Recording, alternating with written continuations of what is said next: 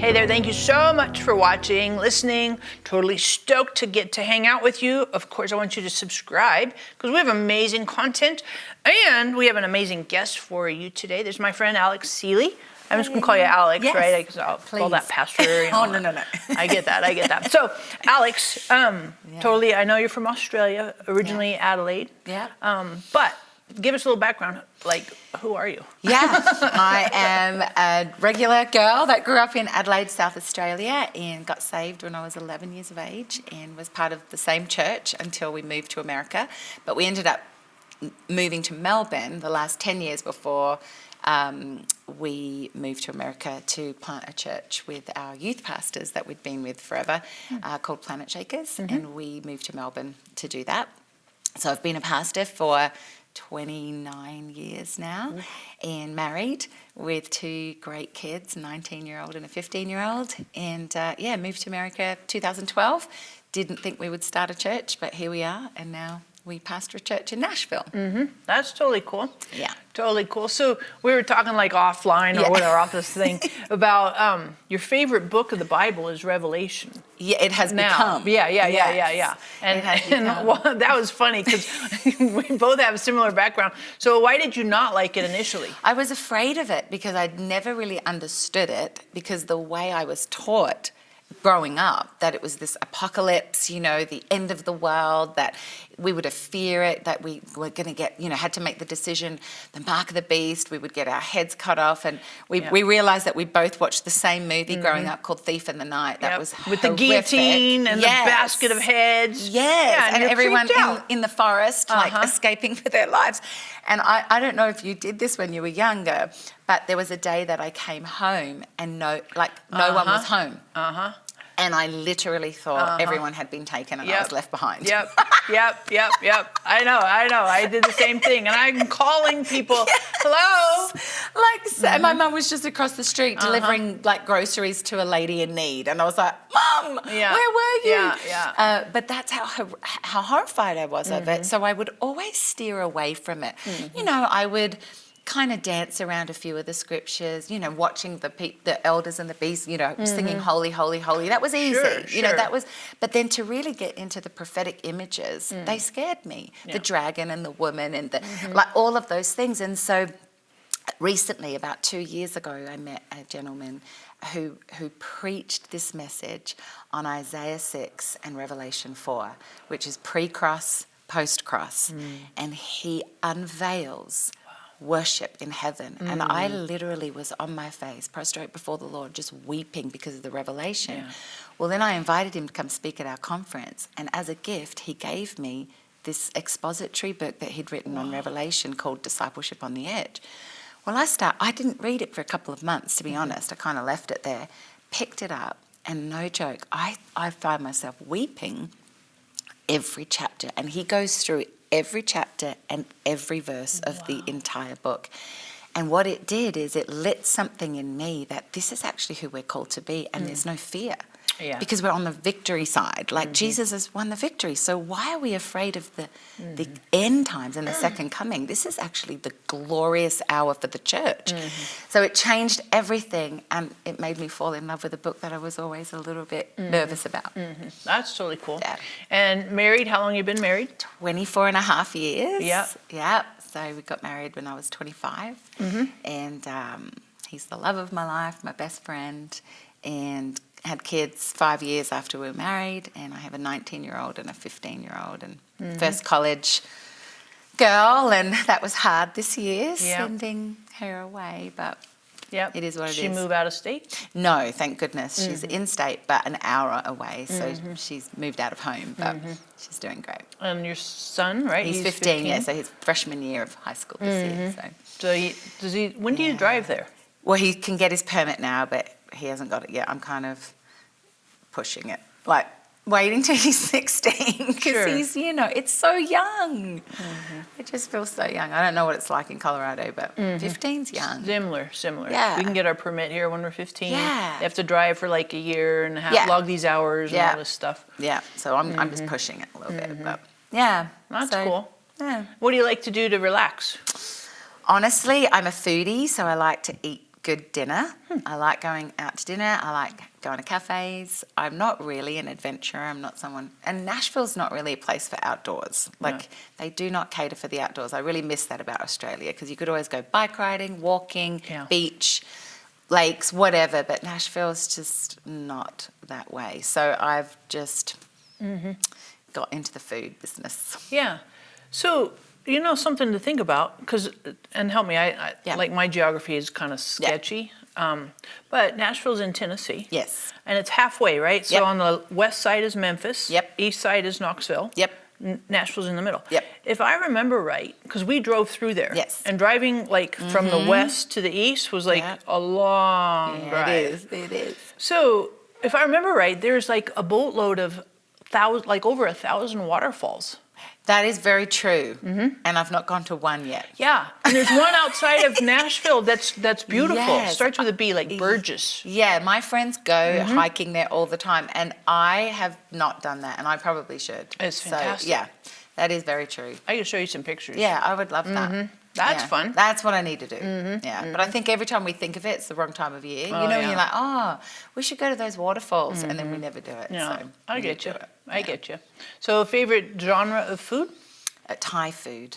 Love Asian food. Yeah. So in Australia, obviously we're closer to Asia. Yeah. So you get to go there a lot more. Singapore, Malaysia, Philippines, Thailand, all the places, and the food. And then in Melbourne too, and Adelaide, but in Melbourne where we lived the last 10 years, it's just got the best Asian cuisine. And so, little Chinatown, and I just love Asian food. So we make that a lot, cook that a lot, love it. So, That's fun. Yeah. And did you grow up eating Asian food a lot? Yeah, I ate a whole lot of things. My mum was an incredible cook, and she always liked to try new things. And so, and she was farm to table before farm to table was cool. She was organic before organic was cool, because they were farmers. They grew up in Italy as farmers. Oh. And so we had our own garden at home. We had 17 fruit trees.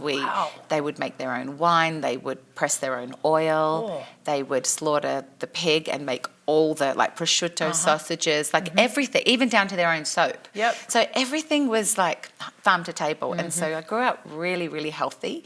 And so coming to Nashville was a real culture shock.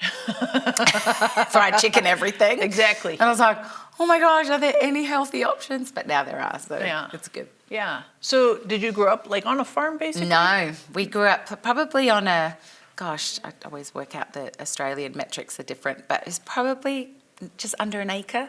So there was lots of space, but my parents and my dad was a landscaper by trade. And so it was a beautiful, landscaped garden, trees everywhere. So it was actually very beautiful. And then right at the back, a 4-grid garden. So she would always leave one to rest and use the other 3. And then we had a wine press out the back. It was literally a little mini urban garden, urban farm if you want. But we didn't have the animals. So we didn't have the chickens. My mum, we had relatives that did. So we'd get the eggs. So it was always this very communal, because I grew up Italian. My parents are Italian. And so, it was always based around food and culture. Yeah. And do you have siblings? Yes, I have 3. They're all older than me. I'm the baby of the family. They all live in Adelaide. Oh, no, 1 lives in Melbourne, 2 live in Adelaide. And we are a family of 4. My father passed away, it'll be 19 years this November. Actually, what date is it today? No, we're December. Yeah. Sorry, it was November 8th. So that with sickness, he had leukemia. And my mum's still alive. She's strong. She came and visited us this year. Nice. She travelled all the way from Australia. She's 80 and she's amazing. Yeah, that's cool. Yeah. So when you were little, what did you want to do? What was your dream job? It was funny because when I was little, I thought I wanted to be a nurse. And then as I kind of got older, medical things kind of made me feel a bit queasy and sick. But honestly, from the age of 11, I really felt the call of God on my life. And I didn't know what that meant. I just knew I wanted to help people and be with the Lord and do things for the Lord. But back then I was, it was 1984, and there wasn't a lot of examples. And so all I knew is that I want to do something for Jesus one day. I want to work for the Lord. What does that mean? I didn't know because I hadn't seen a lot of women in my life. Yeah. And then I just went to school, thought I was going to do marketing And then was like, no. And then my dad was like, before you go to Bible college, I'd like you to get a trade or do something in the world. Like do something so that if this ministry stuff doesn't work out. Yeah, you have a fallback. Yeah, I have a fallback. And so I went to college and I became a legal secretary. And so I worked in a law firm for 2.5 years, but realised, paperwork administration is not my strong suit. Loved the people and I found myself counselling people. Like I was always talking in offices, how are you? Yeah. Like, tell me about what's going on. Yeah. And then about 2021, I went to Bible college, and then the rest is history. Just worked on staff at our church. And where'd you go to Bible college? At my church, which was Adelaide Bible College, it was called at the time, because I went to Paradise Community Church. Yep.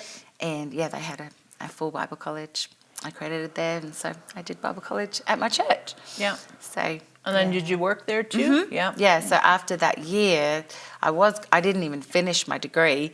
They just headhunted me and said, we'd like you to come on. And we had a huge young adult ministry at the time. It's about 1,100 people back then. It was a big deal. And they wanted a female pastor for all the women, just to pastor them, the new Christians. Yep. And so that was my first role, and I loved it. I was like, here I'm in my dream job, and stayed there until we left to come to America. Did you get to meet Mari Cartledge?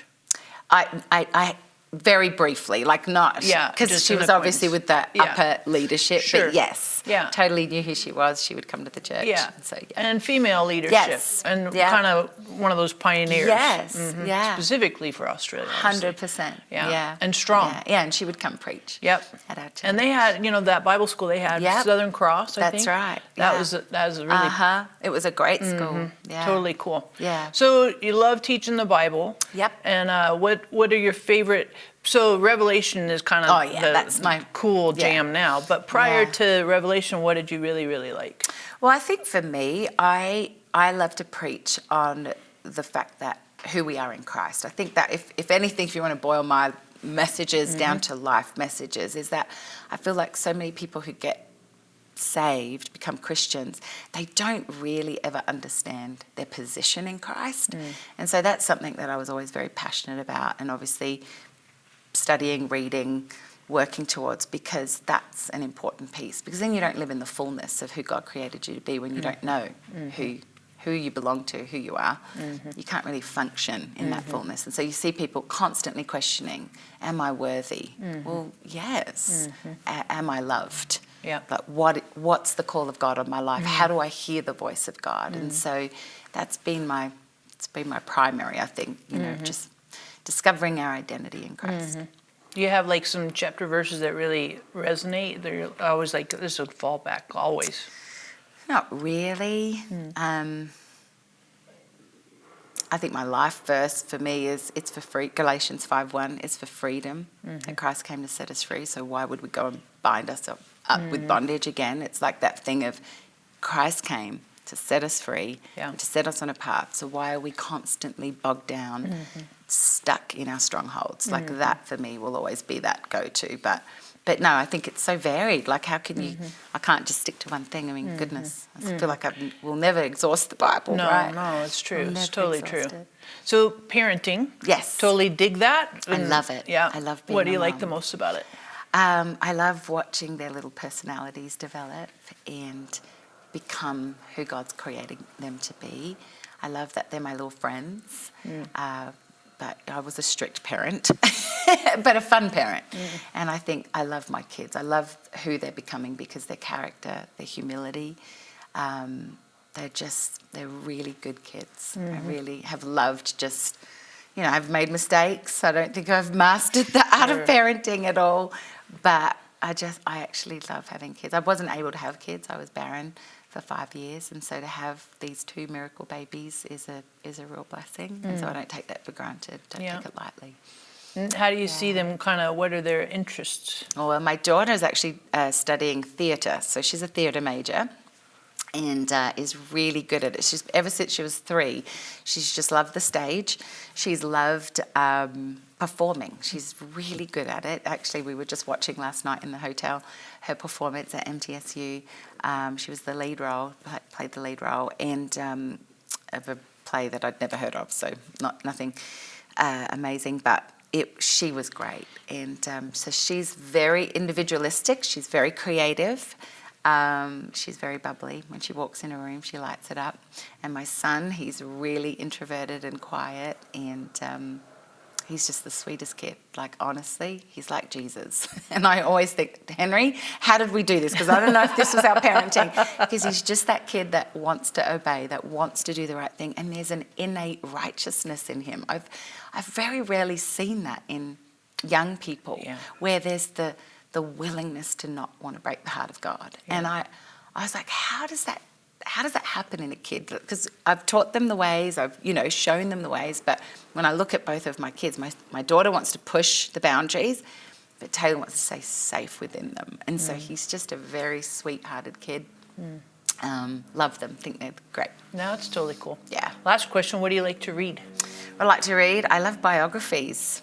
I love learning. I'm a people watcher, so I love learning about people, and I'll pick up a biography, and I'll just, whether it's a Christian person who's lived in, like Reinhard Bonnke's biography. Have you ever read that? I haven't. My goodness. Like, I just couldn't put it down, and it's a fat book. But that was amazing. But then you've got like random, like Nelson Mandela's, and then there's just random people. So I really love biographies. Did you do Long Walk to Freedom? Is that the one you did with Nelson? Yeah. And what would you say is your favorite? Top 3 favorite? Oh my gosh, I hate that question, because it's like saying pick your favorite kid, or your favorite movie. I can never say favorite movie, favorite book, favorite. It's hard. I don't know. Just the whole spectrum of it. There's another one, Viola Davis. Oh yes, Did I haven't read hers? that one yet. I did that. That was good. Yeah, that was really good. It's really interesting. And your daughter might like that. Yeah, she because of all the theater stuff. Yes, right. Exactly. That's cool. I know. I watched her interview with Oprah recently, and it was so moving. So book. And it's a powerful read. Yeah. I need to get that. Yeah, that's fun. I like that one. Yeah. Nice. Good. Nice. Thanks for hanging out. Thank you. Thank you so much for watching, listening, subscribing. Here's a question for you to think about. What's your favorite Asian cuisine? You're like, what's that mean? It's all the same, right? I'm like, no, there's quite a bit of difference. Holy buckets, there's a load of difference on the Asian cuisines. And we have a fantastic joke. My jokes are so great. I had a dream the ocean was filled with orange soda. It was a fantasy. I hate orange soda. All right, thanks again.